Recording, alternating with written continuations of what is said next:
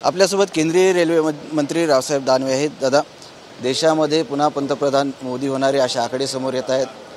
तुम्ही पण निवडून येणार आहेत असं एक्झिट पोल दाखवते, काय भावना आहेत?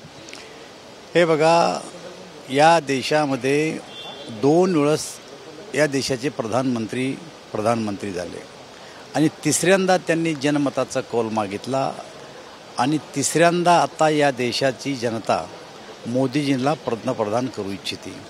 मला असं वाटतं की आम्ही जो नारा दिला होता अबकी बार 400 पार, तर भारतीय जनता पार्टी आणि आमचे मित्रपक्ष मिळून नक्कीच 400चा आकडा पार केल्याशिवाय राहणार नाही, हे आत्ताचे आकडे दाखवतात।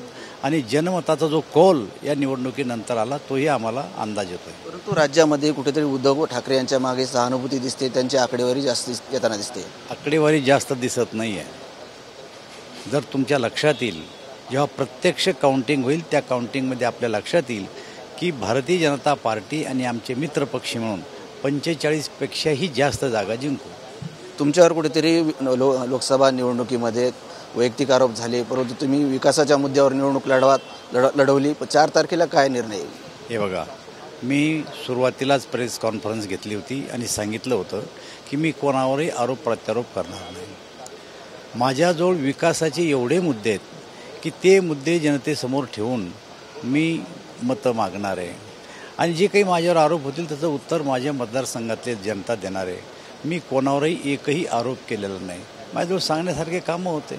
6000 कोटी रुपयाचे मी रस्ते केले, देशातला पहिला ड्रायपोर्ट आमचा आम्ही आणला, ICT कॉलेजसारखं जालन्याला कॉलेज आणलं आहे आणि या उपरही वंदे भारतसारखी ट्रेन आणली।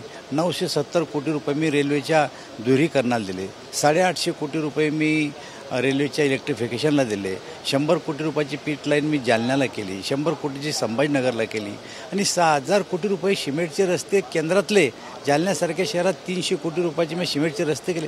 हे माझ्याजवळ सांगायलाच अर्धा तास, मला 1 तास पुरत नव्हता।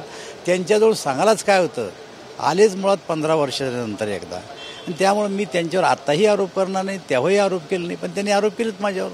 त्यामुळे मी वैयक्तिक याच्यावर निवडणूक नेली नाही, मी विकासावर निवडणूक नेली। 6व्यांदा निवडणूक लढवली, षटकार लागणार यावेळेस? 100% लागणार आहे। हे होते केंद्रीय रेल्वे राज्यमंत्री आणि यावेळेस षटकार नक्की लागणार असा त्यांनी विश्वास व्यक्त केला आहे। कॅमेरामन हर्षल निकमसह संजय सर्वोदय TV9 मराठी, छत्रपती संभाजीनगर।